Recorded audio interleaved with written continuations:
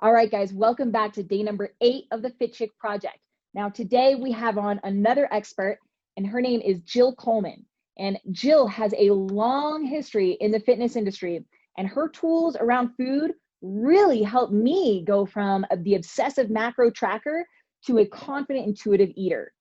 I was attracted to Jill years ago, mainly because of her open honesty and her challenges with food that I could relate to. I felt like she got me, okay? I could relate to her stories of working out 3 times a day just to maintain weight and being so mentally obsessed with food. Like Jill, being lean and feeling athletic is extremely important to me. But I was sacrificing my sanity and my happiness and my livelihood in order to have that particular body. She knew what I was struggling with, and I wanted to follow her footsteps of finding more balance in the gym and kitchen so I could live a life with more freedom like she had set out to do. Jill's unique because she was not only a fitness competitor, but she also has a master's degree in clinical nutrition and is a pro when it comes to managing your mindset around food. She now teaches women all over the world on how to create a healthy lifestyle that's stress and shame-free. Her passion is helping women quit the yo-yo dieting cycle and start automating their eating and exercise so they have more time and more mental space for things that they love, like their family, their friends, career, and personal development. She is the founder of Moderation 365, does speaking engagements across the US, and has been featured in multiple magazines such as Shape, Women's Health, and Health and Fitness. She has secrets behind getting rid of the obsessive behavior around the gym and food, and I can't wait for you to hear what she has to share with you. Here are a few of my favorite points of the discussion. Number 1, how she transitioned from working out 3 times a day to one short 10 to 20 minute piece per day. 2, the steps she took to break away from the all or nothing mindset. Number 3, how her physique has changed since doing less cardio and more lifting. Number 4, why she doesn't eat more on training days versus rest days. Number 5, how she stays lean without rules on how she needs to eat.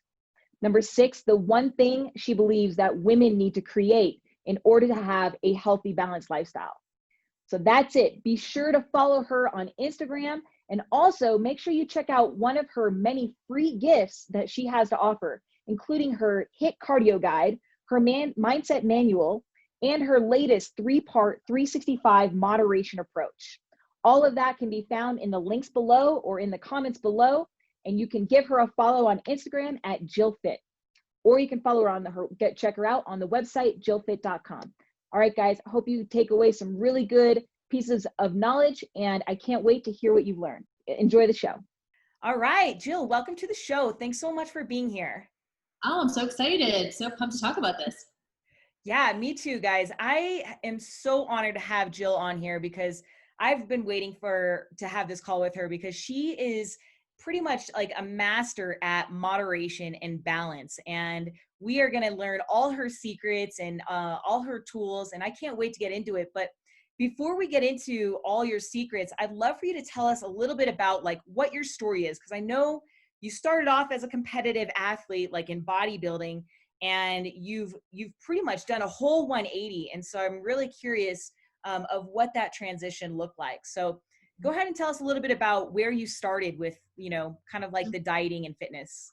Yeah, awesome. So I was actually one of those like really just lucky people who just loved exercise growing up. So I never had a hard time, like maintaining my athleticism. I was an athlete all through high school and college. And then I ended up teaching fitness classes and becoming a personal trainer, and went to school for exercise science and ended up getting my master's degree in clinical nutrition. So for me, it was like not really that hard, but I also didn't really pay attention to my eating all that much. I was just like exercising like crazy, loved every second of it, no issues, eating pasta, bread, doing all the things. And then when and at that time I was doing triathlons and duathlons and more like endurance type stuff. So I really started paying attention to my nutrition when I turned 24 and I did my very first figure competition. So if anyone is listening to this and you've ever done a show, you know that that's like, you really have to have your nutrition dialed in. And I loved and really fell in love with the idea that what I put in my mouth, it shows on the outside. Like I literally get to control how I look based on what I eat. And to me, that felt so empowering. And I don't know why obviously that makes sense to us now, but back then that was like this big realization. I just thought that exercise was my only tool to look different. And now seeing like, oh, I can control what I eat. And then I ended up losing about 20 to 25 pounds for my very first show. Ended up getting up on stage, winning my show. And I think for some reason, I just thought I would look like this forever. I didn't really think like no one was really talking about rebounding, post-competition blues. Like that stuff wasn't really that prevalent, or at least it wasn't in some of the magazines I was reading, like Oxygen Magazine, Muscle and Fitness First. Like no one was talking about that stuff. So I got off stage, totally deprived from dieting for 5 months straight, and literally immediately gained back 15 pounds within 2 weeks. And I remember just feeling devastated. Like it was the closest I think that I've ever felt to like feeling depressed. Like you see your body looking literally super shredded, 10% body fat, 11% body fat. And then 2 weeks later, you've gained back. I mean, yes, it's a lot of water weight, but it was a lot of, it was fat too, because I was just eating with abandon. And I literally was trying to control my physiology, and I just couldn't. And for me, and I remember feeling so much shame over that. If you've ever had experience with binging or overindulging, there's so much shame around it. You go, I should know better, especially coming off 5 months of being so disciplined and so committed and dedicated, and people giving you affirmation, you look amazing, I can't believe you have so much willpower, right? So you take that in and that becomes your identity. And so then when I rebounded that first time, I was like, oh shit, I don't know how else I have to get back down to where I was. That's the only way that I can feel worthy. So it started these just doing show after show after show after show for about 6 years. And I would gain and lose the same 20 pounds like multiple times per year. So not only is this not physiologically healthy, it's not psychologically healthy either. So I felt as though doing shows was a weight management tool. When I wasn't doing a show, I was eating with abandon. I was totally off. I was so just mentally obsessed with food that I was just like, I can't even deal with being on a diet right now. I'm going to eat everything, turn my brain off, and just binge. And so it was really not healthy, and there was no one out there really talking about it at the time. And really the biggest shift for me came in 2010, 2011, when I started my business. And I was at this time going to the gym 3 times a day, sometimes doing 2 to 3 hours of cardio a day. And at this point, just to maintain my weight, because my metabolism wasn't responding the way that it once did. So I'm cutting calories, cutting carbs, all this kind of stuff. And I'm completely obsessed with exercise nutrition. But when I started my business, and it was a blog at the time at jillfit.com, like I didn't have enough time to dedicate to it because this was a full-time job over here. So I was like, Jill, you're not doing any more shows. You're not doing any more photo shoots. At the time I was in a lot of magazine covers and stuff like that. I was like, I have to figure out how to do this for good. If I'm going to really make my business successful, I have to figure out how to minimize the amount of time and mental energy I'm spending on this. And it was at that point that I started slowly trying on a more moderate approach. And I was terrified. If you've ever been in like a dieting kind of mentality where like you feel like you need to be perfect on a diet, having some chocolate on a Monday is like, to me, it was like, oh my God, I can't believe I'm doing that, right? Having a glass of wine on a Tuesday felt like, is this my cheat meal or what is this, right? Like you don't really know how to categorize some of those meals. And so I started moderation, what is now called Moderation 365. And it felt almost like a failure. To be honest, it kind of felt like, oh, I'm like giving in. I'm not as disciplined as I should be. Right. But what happened was over time, I started really like adopting this approach, and I was so scared I was going to gain a bunch of weight and like all this kind of stuff. And I didn't. I was able to stay in my clothes. And it took me a little bit longer to wean myself off exercise, but a more moderate approach is literally what I call eating the same on Saturday that you do on Monday. So if you're coming from an extreme dieting perspective, chances are maybe you are perfect on your diet Monday through Friday, and then maybe you binge on the weekends. And I was doing that over and over and over again. So I knew that something had to change. And then, so the moderation kind of sprouted up from the desire to really figure this out and have other things in my life that I wanted to spend time on. And I think if you had tried to tell me like, oh, be moderate, be balanced in my 20s, I couldn't have heard it. To me at the time, it was like, it wasn't hardcore enough, right? Leave that to like the moms and the grandmas and stuff. Like that wasn't me. I was like, I'm hardcore. I'm the first of the gym. I'm the last to leave the gym. And so switching into that more moderate approach, I had to like really just rebuild my identity even. Yeah. Dan, that is awesome. So I want to talk about that. It's scary, right? It's like you've got this fist you've held on for so long and you're really good at it. But it like deep down inside, it's almost like, you want more, like you want some freedom, because you're just a slave. You're a slave to the gym. So how did that transition away from the gym start looking? Did you go from 3 times a day to 2 times? I know you had the business, which is great to occupy you. But how did that release come about? Yeah, so I think and I love that you're calling it a release and that you're like holding on tight, because that's exactly what it is. Food and exercise for me it's a control mechanism. It was a control mechanism. If I can just control what I eat, then I get to control what my body looks like. And if I control my body looks like, then I can control how I'm being perceived in the world, or my value in the world, or whatever that is, right? Like, okay, now I'm worthy because I'm thin, I'm fit, or whatever that is. And so I really had to, like I mentioned, just re-engineer my identity. So I kind of moved from someone who was so obsessed with those. And I look at fitness and I love fitness still. Obviously, I still love nutrition, but they're kind of like low on the totem pole of stuff. It's easy to it's almost like you just focus on that because you don't have any other purpose in your life. You don't have anything else that you're really, really working towards. And it's fine. Like I know a lot of people are listening, are probably athletes, and maybe you're trying to get to an elite level of athleticism. So I get that really truly is your job. But for someone like me who wasn't going to compete on national stages, it was like, what am I actually doing? I'm trying to get like a plastic trophy. Like what exactly, like why am I doing this? And so I had to really look at what I wanted to create in my life. And I wanted just to fit in my clothes. I didn't want to have size 4, size 12 in my closet all the time and like have these seasons of weight gain and weight loss. I wanted to just know that every time I put something on, it would just zip right up, that I wasn't completely preoccupied with food all the time, that I was eating things that satisfied me, but I wasn't going overboard. I wanted a sense of balance so that I could build something bigger. And I think for me, focusing on fitness and nutrition in my body, it almost kept me safer, because then I didn't have to. I wasn't on the hook to do this other big thing that I want to create.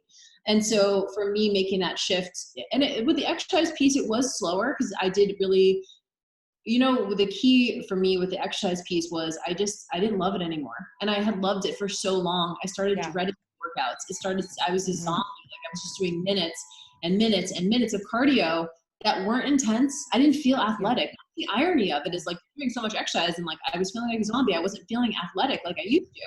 And so as I started to cut back, my workout intensity actually got higher, and I started to do more like leisure walking and more like restorative stuff.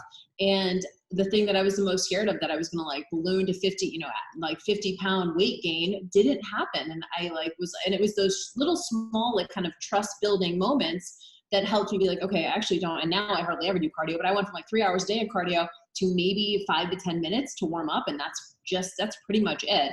And so I would say it probably took me about 2 or 3 years to like slowly cut back on the volume. Yeah. Okay, cool. And so with the food, so you were tracking, how did you get yourself away from that? Did you like, okay, like what was the process? Did we maybe track up till noon, or did you just like cold turkey it? How did that happen? So when I was in my off season or whatever, I wasn't tracking anyway. So I remember I was dieting really hard for a series of photo shoots and shows. It was about like I was dieting for like 9 months straight. And I was so exhausted. I hated my food.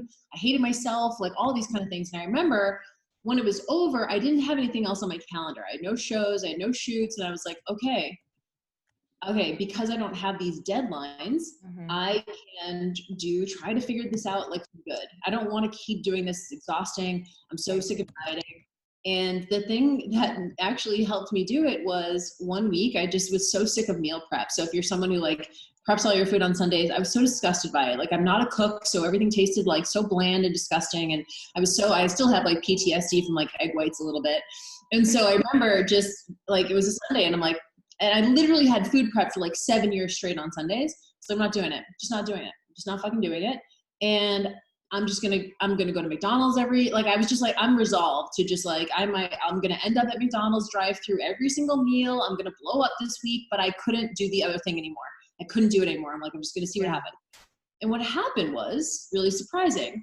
I didn't go to McDonald's.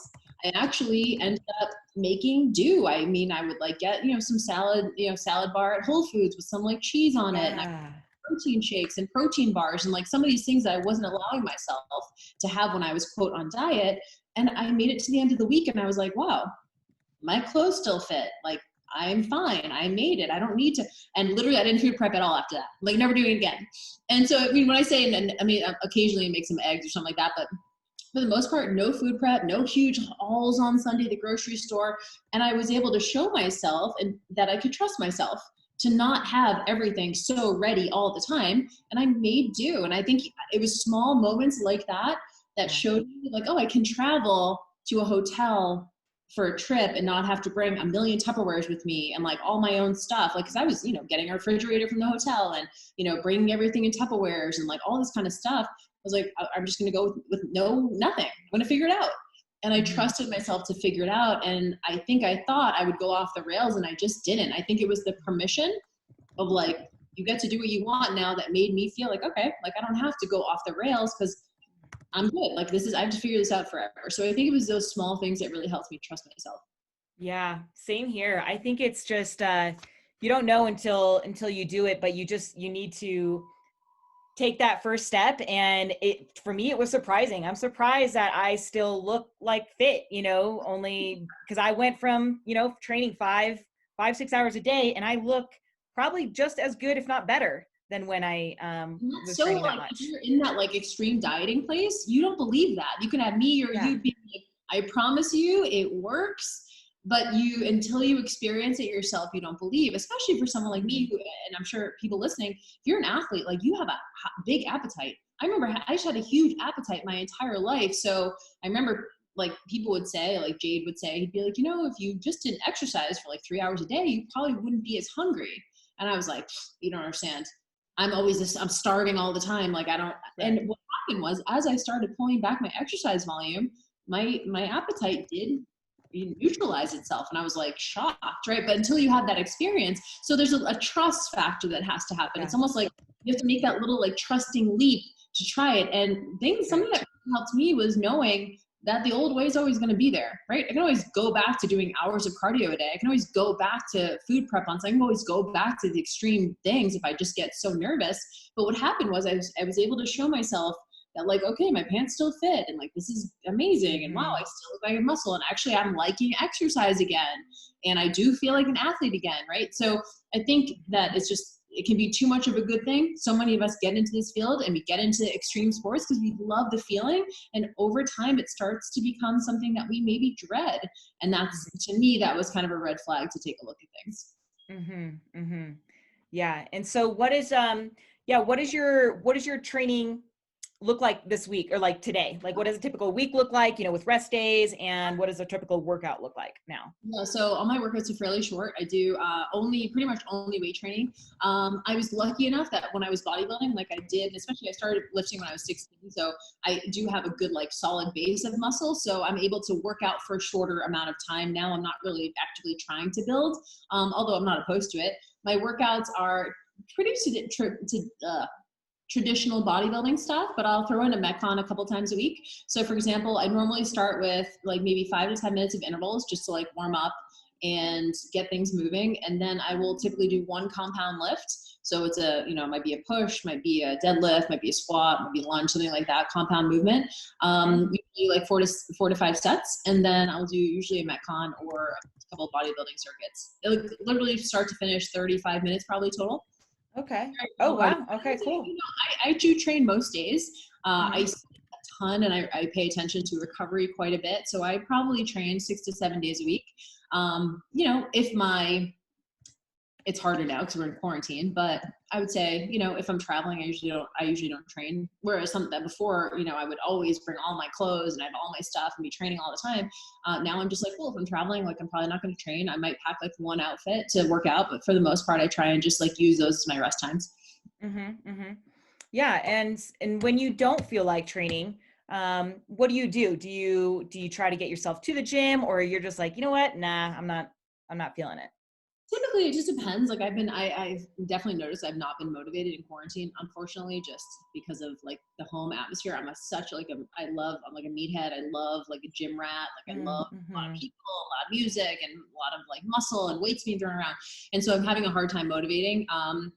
But I've noticed, like, typically if my body is really tired and I'm like really like physically exhausted, I won't train. But if I like mentally like, I'll just do something. Like I give myself, I have this one workout that takes me like 9 minutes and I'm like, cool, I'm just gonna do that. Like that's pretty much it. It's body weight. It's a 9-minute workout. I'm like, cool, I'm gonna do that. And I always feel better after, but I'll focus on like more like, you know, leisure walking and then just sleep.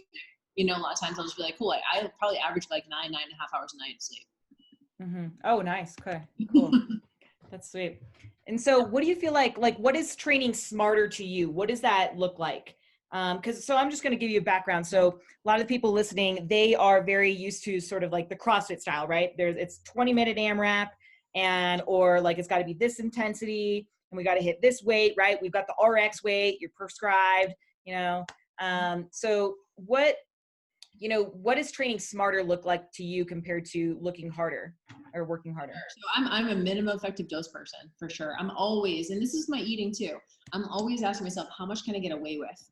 So like with eating, I'm like, I call it like permission-based eating, where I'm like, let me, like you should, if you're eating in moderation and like you don't have these huge mental hangups on food, like you usually say yes a lot more than you say no. So you might say like, sure, I'll have a sip. Sure, I'll take a bite. Sure, I'll split that with you. Like consciously, but it's a lot more about permission-based eating. So for me, I'm always like, how much can I get away with? And when I say that, I don't mean like I want to like crush an entire pan of brownies. It's like, sure, I'll have a bite of that. Sure, I'll try that. Like, and then I stay aware and I kind of go, okay, I'm good now. I don't need to overstuff myself because now I'm eating brownies. I need to eat the entire thing. It's like, cool, I can like have a bite. So same thing with workouts. For me, it's minimum effective dose. At this point, literally, I just want my clothes to fit and I want to feel athletic. That's it. I want to feel strong. I want to feel athletic. I want to be mobile. You know, I don't want to have any injuries and I want my clothes to fit.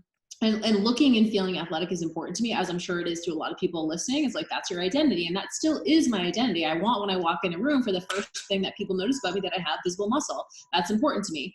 And so that's always there. But I can do that through maintenance workouts. I don't always have to be building. I don't always have to be working towards something. I can just be like, cool, let me see what I want to do today. I love training, heavy upper body, love that, love Metcons, love kind of like more plyos for the legs. And it's literally minimum effective dose. Can I do this in 10 minutes? Can I do this in 15 minutes? Can I do this in 20 minutes? I have shit to do. Like, so that's how I see it. I'm like, I have a bunch of stuff I want to get done today. So what's my minimum effective dose that I can like feel good, look good, live longer, feel athletic, clothes fit. So it's a little bit different, maybe because if someone's listening to this and you do have kind of physical goals or you do have things that you're working towards, maybe that would be a little bit different. But I have other goals in my life that don't have to do with my body necessarily. So most of the people I think listening aren't really necessarily athletes. They might do it for fun, but I think everybody on the show really wants to just look good, feel good. And so when you say I just go to, my minimum effective dose, so it might be 10 minutes or 20 minutes, how do you know when you've reached that point? It depends. Like, honestly, like every day is a little bit different. So some days if I'm just like extremely unmotivated, like mentally unmotivated, I'll give myself permission to do 10 minutes. Every once in a while I'll be like, wow, that feels good. Maybe I'll add like, I don't know, 100 sit-ups or something at the end, like just to sprinkle something in. Then other days I just feel like ready to crush. Typically it's at the gym. Maybe I have a workout partner that day and I'm like, cool, let's get after it. And that will be like maybe a longer day. Maybe that's where, I'll try and do like, lower rep stuff, maybe a little bit heavier. I'm not a power lifter, so I never like max out on stuff, but I'll do sets of like 3 or something like that. And then like a longer Metcon. So I would say the longest Metcon I would typically do is 30 minutes. And even that's pushing it because we know that we have to kind of relax into it a little bit. We can't like just go balls to the wall. So it's kind of like, cool, I'm just going to use this as like a relaxing kind of like AMRAP and just move through it for 30 minutes. But I'm conscious that I'm pacing. Like, so for example, if I'm doing like and you guys know this, like a 10-minute workout, I'm like, I'm going to crush it. I'm going to go hard because I know that's all I'm doing that day. And I think when I was doing a ton of cardio for like long, like moderate intensity cardio, there's only so intense that you can go because you have an hour on the elliptical. So you're not going to like crush it. Like you're just, right. So I noticed that even in my physique, even my physique has changed over the last couple of years. I've definitely gained a little bit more muscle. I definitely look more athletic. I definitely have more definition. When I was doing a lot of cardio, I was soft. Like I was just, I was more of a pronounced pear. I had a lot more stubborn fat in my lower body. I was almost training my body to store fat. And since I started like switching my, training to much shorter workouts, more intense workouts, literally like the longest workout I'll do is maybe 30 minutes. I've noticed my body has slowly changed as well. Hey guys, just wanted to pop in here real quick. I've been talking to so many women lately, and the one thing that just keeps coming up for them is finances. So I listened and I've created a super affordable small group coaching program to get you unstuck without breaking the bank. Every 90 days, I launch a new group program of 20 like-minded ladies or less, and I coach them through this exact steps to losing fat and building muscle without having to kill themselves in the gym or obsess over food. Be sure to follow me on Instagram at natalie.newhart to stay up to date on when the next group kicks off, or just send me an email to claim your spot in the next group. All right, guys, back to the show. Intensity though, is there always intensity in your workouts, or sometimes, like, does it depend on how you feel? I would say that there's always intensity in my workouts, but some days I'll give myself permission to just go slow and heavy. So for example, I'm not like trying to crush a wad every day. Like I'm not like, okay, I need to like go balls to the wall for 10 minutes, like crush a wad. I'm like, all right, today's a bodybuilding day. And some days I'll go heavy, but I might not even sweat on those days. I'm like, cool, I'm going to do a couple of, couplets of, if it's upper body day, I'm probably not going to sweat all that much, but I'm going to go heavy and I'll have like that, like kind of heavy, everyone knows that feels like that, like heaviness in your upper body where you feel like you have a pump and you're kind of swollen, but you're not like super like running around with it, like a chicken with your head cut off. Right. So it's like slow, heavy. And so on days like that, where I'm not motivated, I'll take my time. I'll go a little bit heavier. I'll go a little bit slower. I won't do a wad. It'll just be more like bodybuilding type stuff. So does your programming actually depend on how you feel then that day? No, Actually, I'm actually following my own program right now. It's called Lean Building. And so I'm actually following that. It's 5 days a week. And so on the days that I don't train with weights, I will just do leisure walking. So, I mean, every day is pretty much planned out. I'm usually on some sort of program. Okay, cool.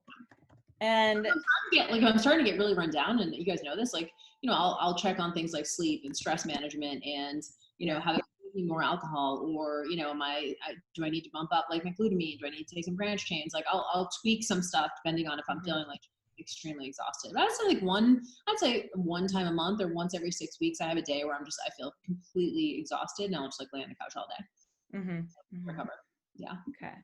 And so as far as like, a lot of times, especially in quarantine, right now is a really good example. It's really hard. It can be hard to motivate yourself. Right. So how do you make working out fun, something you look forward to rather than feeling like it's a chore? Yeah. Such a great question. Typically I'll just so right now we have 3 sets of weights. We have a heavy set of kettlebells and we have like a moderate set of dumbbells and a lighter set of dumbbells. And that's literally all we have. And I'll be like, cool, do I feel like doing a kettlebell complex today? Like maybe I'll do that. And I give myself permission. My workouts are super simple. So I think like we don't have to I don't know. I'm not a huge fan of like F45 and some of these things where you're doing so many different movements in your workout that you never get that like that like overload feeling. You never get that like high volume. So the most of my workouts will have maybe 6 movements tops. So it's very simple, not easy, but a lot of volume. So for me, again, like if I go back to why am I training? It's all about like, I want to maintain what I have, right? I want to maintain, I want to look fit. I want to be able to move athletically. I'm almost 40. So for me, it's important that I go out to the track and I'm able to sprint still and keep my joints young and like all that kind of stuff. And so, to keep it fun, I mean, typically it's just like, cool, maybe I'll try a new movement today and sprinkle that in. At the end of the day, I don't know. I don't know that my exercise always needs to be fun personally. Like I don't want to dread it, but I'll give myself permission. Like if it's on a day where I don't want to train, I'll just do 10 minutes. I'm like, cool, I'll do 10 minutes. And then, and before you know it, it's over. And so I think giving yourself permission to do that, even if it's going to suck, is okay. And that's just what's worked for me. But I know for me, like having to like get my motivation up to do like an hour on the elliptical or like something like that, I just won't do it. Yeah. And so I lower the barrier to entry, give myself permission to do 9 minutes, 10 minutes, that's it. And that happens quite frequently. I would say at least like once a week. I'm just like, not really like into it today. Let me just do like a quickie, like 9 or 10. And I'm not stressed about like, oh my God, am I gaining weight today? Or like, should I adjust my calories? I eat the same every day, regardless of training. I get that a lot as a question. People are like, well, should I do more carbs on my workout days and not? And like, I think that, if you are like getting up on stage, maybe, then you need to pay attention to some of those things. You're an advanced level athlete. For most of us who are just trying to like look good, feel good, live longer, I think that it can become obsessive if you're constantly changing things based on how you're training that day. I don't think it's that serious. I don't actually think that the outcomes are that different if you do. They're just not, like, they're negligible. So the amount of mental energy, and this is something that I always try to remind my clients, is like the amount of mental energy we're spending on some things for the outcome that we're getting, they don't match up. So for example, a lot of times a lot of people be like, oh my God, how much sodium is in that? And it's like, for the average person, they don't have to stress about sodium. That's not a big stressor. They should just eat it if it tastes good and it's healthy. And if it has a little bit more sodium, cool. Like your body is extremely intelligent. It will figure it out, right? Mm-hmm. Whereas if you're 10% body fat and you get up on stage, yeah, sodium is going to matter. But for the average person, it's probably not going to matter because your metabolism is extremely intelligent. It's going to figure it out. So I think I would much rather you spend your finite mental energy on the bigger dial movers, like, am I getting enough protein? Because I know that protein is going to keep me satiated, and satisfied throughout the day. Am I getting enough vegetables so I get my micronutrients and I get enough fiber? Like big dial movers, things that actually make a difference on your physique versus these small things. Like, should I have stevia or Splenda? Like, honestly, not that big of a deal. Unless you have major GI issues, sure, go for stevia. It's obviously more natural, whatever. But at the end of the day, those aren't, like, for the average person who wants to just feel good, these things are negligible. So I think you don't have to adjust based on your training. Just try to get your eating as the same, at least volume wise or satisfaction wise, every single day. And then if you want to change your body, maybe start with training. That's always like, if I'm like, okay, if I want to get like more, I want to grow, or I want to lose interest somewhere, I usually start with changing my training.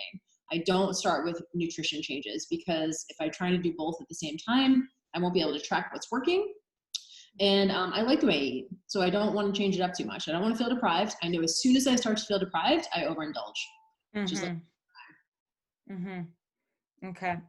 And so do you, as far as your eating, you just kind of, I'm sure you have your normal hunger, like, behavioral pattern, but do you just kind of base off hunger? So if I'm hungry, or do you stick to sort of a schedule throughout the day?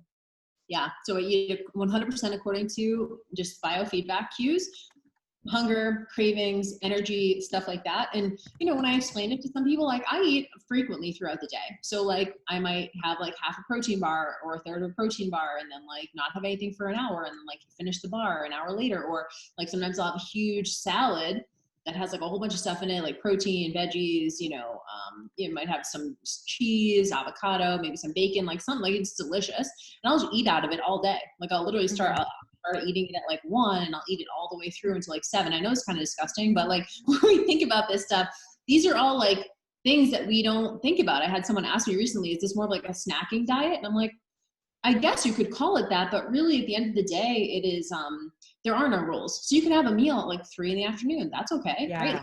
Like, so I don't eat a certain number of meals so much as I eat, like, throughout the day, what exactly it is that I'm craving, what exactly it is that I need. So sometimes I won't even eat until noon. I know myself, and I have a huge appetite. Usually I'm pretty hungry between like 11 and 4. And so I eat a lot of food between 11 and 4. Just works for me. And then sometimes I want to have dinner, just depending on like how I feel. And so I think having an abundance mindset around food also helps you. So for example, 10 years ago, if I skipped dinner, I would have been so scared because I'm going to wake up next morning and I'm going to be starving and I'm going to reach for like really bad stuff.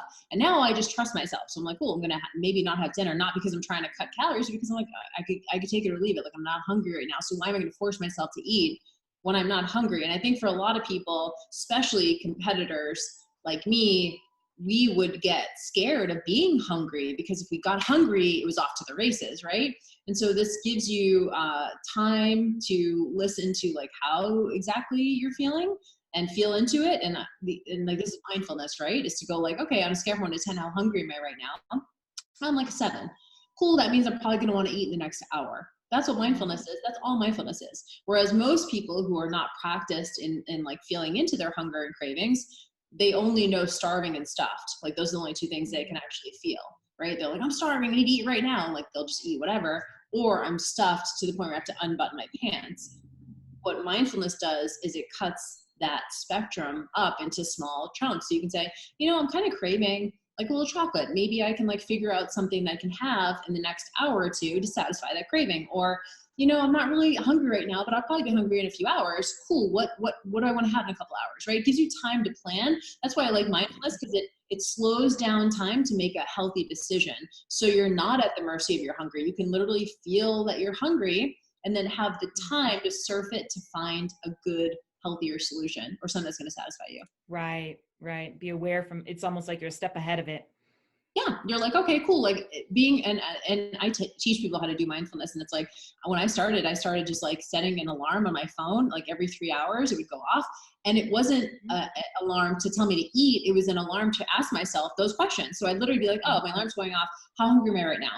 And I would literally say, I'm like a 4 out of 10. Like I probably don't need to eat for a while. And then I look at the clock and I'm like, okay, it's like noon. I probably want to eat something like around 2 or 3. Cool. Like, that's all it is. It's just a little ping of like automated check in. That's it. And so most of us just aren't used to that, right?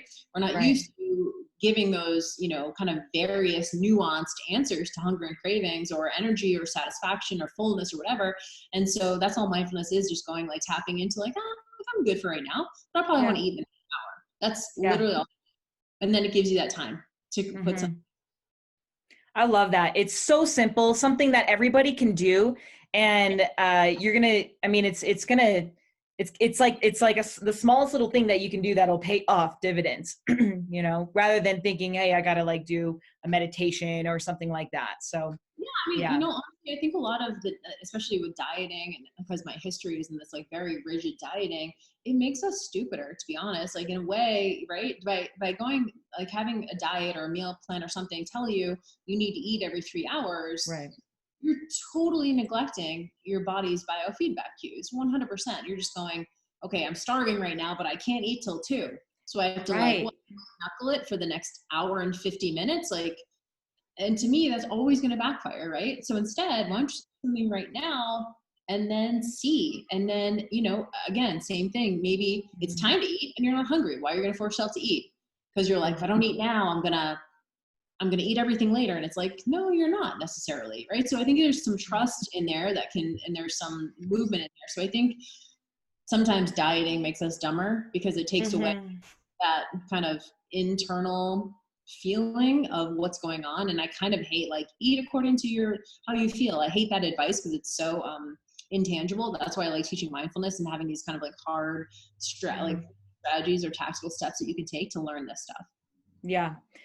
I think like one of the things that I usually say is I don't like to marry myself to protocols, you know, and especially like I used to marry myself to like, oh, I should eat at, you know, my first meal should be at this time, like intermittent fasting, you know, and I think that when you do that, it just, like you said, it backfires, you know? So, and actually, what is your take on intermittent fasting? I'm assuming that you kind of have that same mentality, like. Yeah, so this question I get asked all the time.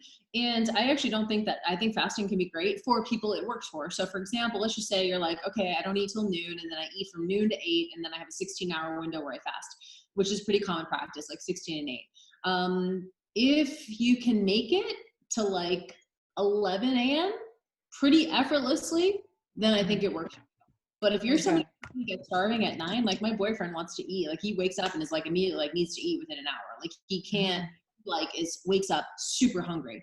So it's like cool for him to try to like white knuckle it till noon. It's like, why would you do that? Because it's going to backfire again. You're going to have this compensatory response into binging and overindulging and eating stuff that you didn't want.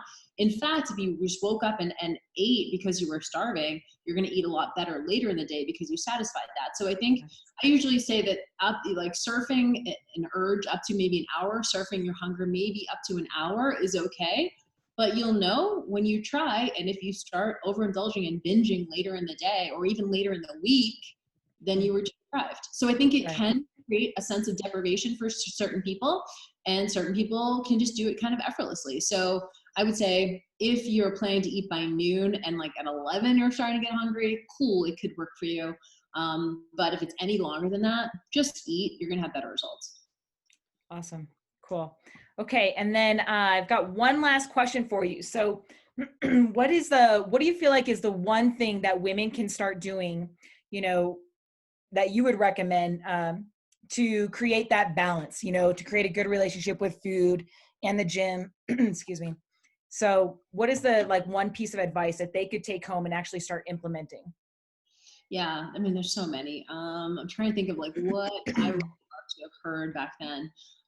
You know, I think for me, it really did start with a sense of self-compassion, because we talked earlier in the conversation about shame over decisions, or shame over having a physiology that is just so deprived to the point where you literally can't help yourself. Like you just want to eat everything in sight because that's like where you're at. And I call that brain shutdown mode. Brain shutdown mode is when we're just like, I'm going to shut down, right? It's all too hard. So instead of even like trying it, I'm just going to shut my brain off and I'm going to eat with abandon. I'll deal with it later. And so what happened is I was starting to do that almost every night. I was, you know, eating all night long and grazing and eating a bunch of stuff. And then I'd wake up next morning and I'd feel so much guilt.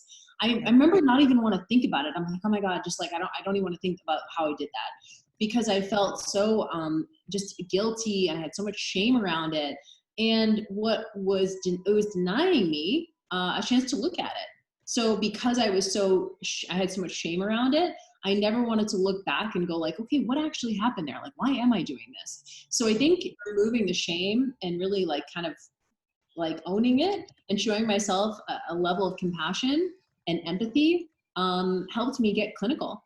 And it helped me be like, okay, cool. Like if you don't judge it like as bad or good or right or wrong, it allows for you to investigate it a little bit more. So for me, removing it and attaching from the emotional charge of like, I'm bad because I overate, and removing that charge allowed for me to get really clinical and just go, cool, like maybe I'm not having enough protein. Maybe I'm skimping on vegetables. Maybe it's that time of the month. Maybe I'm not getting enough sleep. Maybe I'm stressed the fuck out. Like it just gave me a lot more compassion and ability to be gentle with myself. And I actually got better outcomes. So I always say that like self-compassion is actually a productivity tool.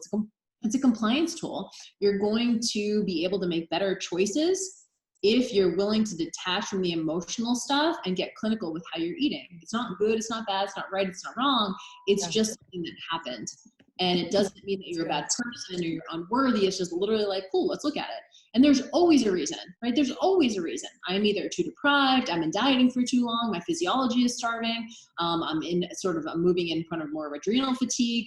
I have not been sleeping. I've been super stressed out. I haven't given myself some of this nutritional relief that I know that I need. I've been skimping on protein. Like there's always a reason, and it's not that scary if you just look at it. And I wish that I had had that insight and didn't have to come from like super shame-filled experience back to, okay, you know, show myself a little bit of compassion and be gentle with myself. Now I'm just like, oh, it's life, it happens. And I also know that, so for example, like most of us, and this is me too, I'll be super hungry and be craving chocolate nonstop the week before my period. And I'm like, cool. And now I know, like, it's fine. It's bad. It is what it is. And I'm going to honor it. I'm going to stay mindful, but I also know it's not forever. I think sometimes we get scared by that stuff. Like, oh my God, all of a sudden, like my hunger is just going to keep going and going. And I'm going to be eating chocolate for the rest of my life and gain 500 pounds. Like we don't have to catastrophize. Like you just look at the situation and evaluate it. And it's not that scary once you start doing that. Yeah. I love that. When you own it, you feel like, then you can change it, right? When you take it and then you understand it. It's like, yeah, if you're going to get those cravings every month, like that's going to happen every single month. So you may as well kind of figure that out and be ready for it rather than having to suffer from it every time. Right. I think, and I would even argue like the more you freak out about it, the more you'll probably eat more shit than you want to, because you're so totally about it. You're catastrophizing. So awesome. Sweet, Jill. It's so funny. I had all these questions and you just like were already answering all the questions I had for you. It was perfect. So that was an awesome talk. Thanks so much, girl. I really appreciate your time. Where can people find more about you, find your programs? Where can they find you? Yeah. So if you guys are interested in nutrition stuff, definitely Moderation 365 is the Instagram account to follow. That's where I kind of put all the talk about mindfulness and how to practice this stuff. And I put all my tools and kind of more strategic stuff on that account.